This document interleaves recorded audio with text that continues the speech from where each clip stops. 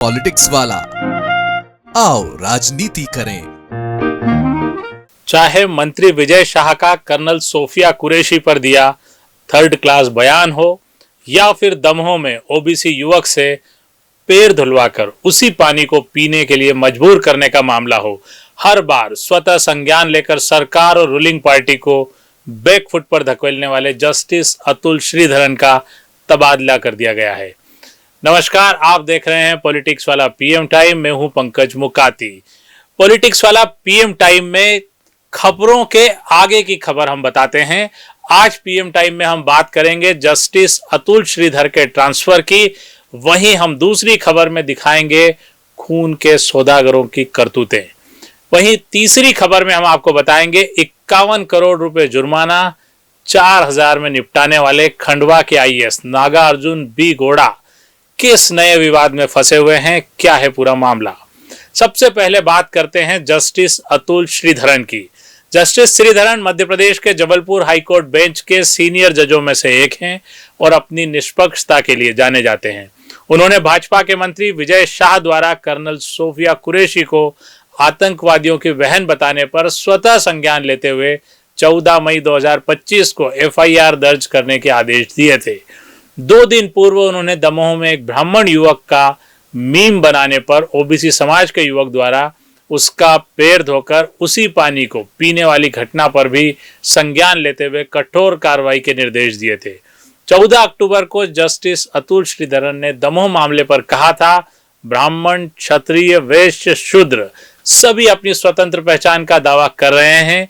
यदि इस पर नियंत्रण नहीं किया गया तो 1.5 सदी के भीतर खुद को हिंदू कहने वाले लोग आपस में लड़कर अस्तित्वहीन हो जाएंगे। मामला बड़ा ही गंभीर है। एक तरफ देश जाति गिन रहा है, दूसरी तरफ वे बता रहे हैं कि जाति गिनने से किस तरह से हिंदू अस्तित्वहीन हो जाएंगे। अब फिर मुद्दे पर लौटते हैं। इससे पहले 22 सितंबर 2025 को शिवपुरी के एडिशनल सेशन जज के खिलाफ व्यक्तिगत टिप्पणी पर न्यायिक मर्यादा के उल्लंघन का संज्ञान भी जस्टिस श्रीधरन ने लिया था, लेकिन सरकार की सिफारिश पर उनका ट्रांसफर इलाहाबाद हाईकोर्ट कर दिया गया है। इससे पूर्व उनका ट्रांसफर 25 अगस्त को भाजपा शासित छत्तीसगढ़ हाईकोर्ट में हुआ था, जहां वे सीनियर जजों की फहरिस्त में दूसरे नंबर पर होते और कॉलेजियम का हिस्सा होते। लेकिन इलाहाबाद हाईकोर्ट में वे सीनियर जजों की फहरिस्त में 7वें नंबर पर होंगे और कॉलेजियम का हिस्सा नहीं होंगे। जजों की नियुक्ति करने वाली कॉलेजियम ने अपने बयान में कहा, सुप्रीम कोर्ट कॉलेजियम ने 14 अक्टूबर 2025 को केंद्र सरकार द्वारा मांगे गए पुनर्विचार पर निर्णय लिया कि मध्य प्रदेश उच्च न्यायालय के न्यायमूर्ति अतुल श्रीधरन को अब छत्तीसगढ़ के बजाय इलाहाबाद उच्च न्यायालय स्थानांतरित किया जाए। आपको बता दें कि जस्टिस श्रीधरन से सत्ताधारी पार्टी के नेता बहुत खुश नहीं थे। होंगे भी क्यों, फैसले उनके मुफीद जो नहीं होते थे। जब विजय शाह के बयान पर उन्होंने स्वतः संज्ञान लिया था, तब बीजेपी के एक बड़े नेता कहते सुने गए थे कि ये तो वामपंथी सोच का जज है, इसी तरह की हरकतें करता है। जस्टिस श्रीधरन को 2016 में मध्य प्रदेश हाईकोर्ट में नियुक्त किया गया था। अप्रैल 2023 में उनका तबादला जम्मू कश्मीर और लद्दाख कोर्ट में हुआ, जहां उन्होंने पब्लिक सेफ्टी एक्ट पीएसए और यूएपीए के तहत की गई कई हिरासत मामलों में हस्तक्षेप कर उन्हें रद्द किया था और पुलिस व आर्मी की कार्रवाई पर भी गंभीर सवाल उठाए थे। अप्रैल 2024 में न्यायमूर्ति श्रीधरन ने सरकार पर नेशनलिज्म और राष्ट्रीय सुरक्षा जैसे विषयों का इस्तेमाल कर साइकोलॉजिकल ओवरवे के आरोप लगाए थे। जब अप्रैल 2025 में वे जम्मू कश्मीर और लद्दाख हाईकोर्ट के एक्टिंग चीफ जज बनने वाले थे, तो 1 माह पूर्व उनका तबादला वापस मध्य प्रदेश कर दिया गया। यानी कितना उलटफेर है एक अच्छे जज के मामले में, एक निष्पक्ष जज के मामले में और एक सही बात कहने वाले जज के मामले में। मध्य प्रदेश तबादले के 5 महीने के भीतर उनका 2 तबादले हुए। पहले छत्तीसगढ़ में ट्रांसफर किया गया, फिर इलाहाबाद हाईकोर्ट। मानो जस्टिस श्रीधरन को कहीं सरकार टिकने ही नहीं देना चाहती है। सत्ताधारी पार्टी ने कम से कम उनके ट्रांसफर पर फिलहाल राहत की सांस ली होगी। सवाल यही है कि क्या इसी तरह से सरकार में अच्छे काम करने वाले जस्टिस इधर उधर होते रहेंगे? तबादला कोई नई बात नहीं है, पर इसमें खुद जज और ब्यूरोक्रेसी के तबादले पर अक्सर अदालतें ये कहती है कि टाइम लिमिट हो कि 3 साल में इनका तबादला हो, स्टे देते रहे हैं वही जज बार बार तबादले झेल रहे हैं। पॉलिटिक्स वाला पीएम टाइम में अब एक और महत्वपूर्ण बात, एक इंसानियत से जुड़ी बात, एक संवेदना से जुड़ी बात, खून के सौदागरों की बात। ये खून के सौदागर आपसे ब्लड डोनेट करवाते हैं, ब्लड लेते हैं और फिर उस ब्लड को बाजार में बेच देते हैं। कितनी शर्मनाक बात है कि आपसे ब्लड डोनेशन के नाम पे ब्लड लेके ये ब्लड को बेच देते हैं। जब भी आप ब्लड डोनेट करने जाएं तो एक बार संस्था की जांच जरूर कर लें। ऐसा ना हो कि आप जो भलाई करने जा रहे हैं वो किसी बाजार में बेची जा रही हो। लेकिन निश्चित तौर पर यह बहुत ही चौंकाने वाली, बहुत ही शर्मिंदगी वाली और अच्छे काम करने वालों के लिए गड़बड़ पैदा करने वाली खबर है। इंदौर के अशोक नायक को आप जानते ही होंगे, जिन्हें इंदौरी रक्त नायक के नाम से भी पहचानते हैं। सलमान खान ने उन्हें बीइंग ह्यूमन में भी एक एम्बेसडर के तौर पर रखा था उनके अच्छे कामों के लिए, जो पिछले कई वर्षों से इंदौर में निशुल्क ब्लड कॉल सेंटर चलाते हैं, जहां हर जरूरतमंदों को निशुल्क ब्लड मिलता है और उसकी कोई फीस भी नहीं भरनी पड़ती है।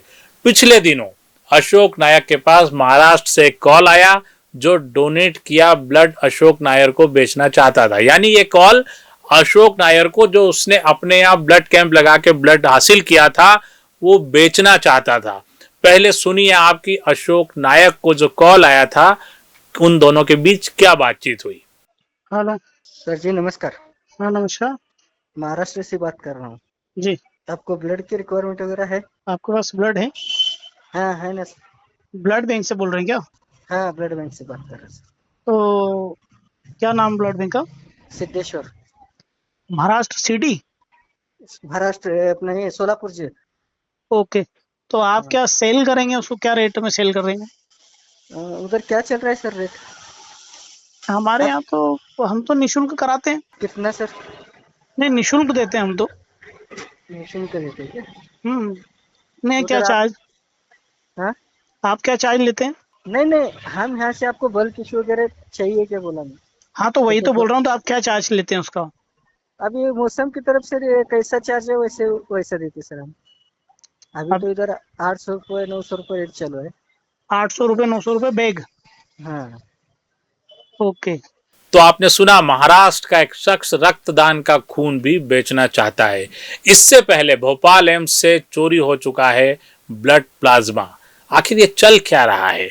इस तरह से चोरी होगी, अब कभी कोई सोच सकते हैं हम कि मानव के ब्लड और उसके प्लाज्मा की भी चोरी हो जाएगी, वो भी अस्पताल से और ब्लड डोनेशन कैंप से? क्या भरोसा। अभी तक डॉक्टरों पे किडनी चोरी के आरोप लगते रहे हैं, कई तरह के अंग निकालने की बातें होती रही है, लेकिन खून की चोरी, प्लाज्मा की चोरी, खून बेच देना, कितना कुछ निम्न स्तर हो गया। हम कहाँ जा रहे हैं? हमारी विरासत किस तरह की रही है और हम आज क्या कर रहे हैं? क्या यही धर्म है? क्या यही मजहब है? इसके लिए कोई आवाज नहीं उठाएगा। भोपाल एम्स से ब्लड चोरी हो जाता है, लेकिन इसके लिए अभी तक कोई ऐसी बड़ी जांच की बात सामने नहीं आती है। ब्लड प्लाज्मा की अंतरराज्यीय कालाबाजारी का पर्दाफाश हुआ था। पुलिस जांच में पता चला था कि यह गिरोह ने अब तक 1150 यूनिट प्लाज्मा चोरी कर महाराष्ट्र के नासिक और औरंगाबाद में स्थित 2 निजी लैब को बेचा है। आरोपियों ने 5,800 रुपए प्रति लीटर के हिसाब से प्लाज्मा बेचा है। इन लैब में प्लाज्मा का उपयोग कर बायोमेडिकल दवाइयां बनाई जा रही थी। बुधवार को पूरे मामले का खुलासा एडिशनल डीसीपी गौतम सोलंकी ने किया था।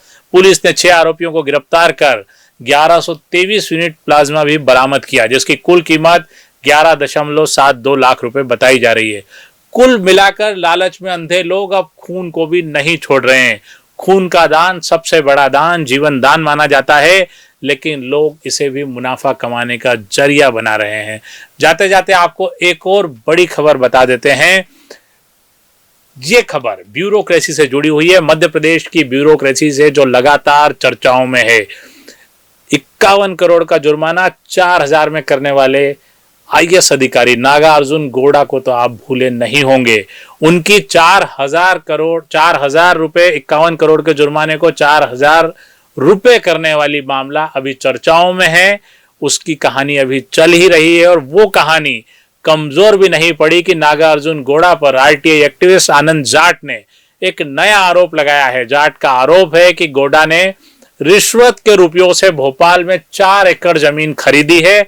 साथ ही जाट ने आरोप लगाया कि जिस जमीन को गौड़ा ने खरीदा है उसका बाजार मूल्य 2 करोड़ रुपए प्रति एकड़ है। मतलब 4 एकड़ जमीन की कीमत 8 करोड़ रुपए हुई।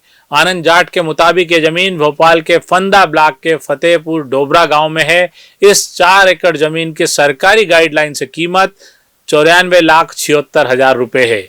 यह जमीन IAS अफसर नागार्जुन गौड़ा और भोपाल निवासी रोहित शर्मा ने मिलकर 90 लाख रुपए में खरीदी है। नागार्जुन गौड़ा के हिस्से में 2 एकड़ जमीन रहेगी। रजिस्ट्री में लिखे अमाउंट के अनुसार उन्होंने 45 लाख में 2 एकड़ जमीन खरीदी है। हालांकि यह सब जानते हैं कि जमीन की शासकीय दर और बाजार की दर में अंतर रहता है। वहीं इस मामले में IAS गौड़ा ने कहा, इस मामले में सबसे बड़ी संदेह वाली और बात चर्चा वाली ये है कि 51 करोड़ का जुर्माना 4,000 रुपए में तब्दील करने के कुछ ही महीनों बाद ये जमीन कम कीमत में खरीदी गई है। क्या इस मामले को रिश्वत माना जाए? क्या इस मामले को किसी कम ज्यादा करने के एवज में शुभ लाभ माना जाए? क्या इस मामले को किसी तरह की सहूलियत, जिसको आजकल कहा जाता है कि सहूलियत टैक्स, क्या इसको किसी तरह का सहूलियत टैक्स माना जाए, या सब कुछ इतना ही आसानी से तरीके से खरीदा गया है? हालांकि इसमें तरीके जैसा कुछ दिखाई देता नहीं है। वहीं इस मामले में IAS गौड़ा ने कहा है कि उन्होंने शासन को जानकारी देकर ही इस जमीन को खरीदा था। निश्चित तौर पर शासन को जानकारी देकर जमीन खरीदी होगी, लेकिन जो जमीन आम आदमी के लिए 8 करोड़ में नसीब नहीं है, वो जमीन किसी IAS को 45 लाख रुपए में कैसे मिल जाती है? IAS एसोसिएशन को, मध्य प्रदेश के चीफ सेक्रेटरी को और राजस्व विभाग सहित सभी लोगों को इस मामले की भी जांच करनी चाहिए कि कैसे 45 लाख में 8 करोड़ की जमीन मिल गई, जिसका सरकारी मूल्य भी इससे ज्यादा है। तो ये राजस्व की भी हानि है, इस पर भी गौर किया जाना चाहिए। क्या एक IAS इस तरह से सरकार को राजस्व का भी चूना लगाते रहेंगे? आज के लिए इतना ही। हम PM टाइम में फिर आपसे नए विषयों के साथ रूबरू होंगे। PM टाइम का नया स्वरूप आपको कैसा लगा हमें जरूर बताएं। चैनल को लाइक और सब्सक्राइब करना न भूलें। धन्यवाद। शुभ रात्रि।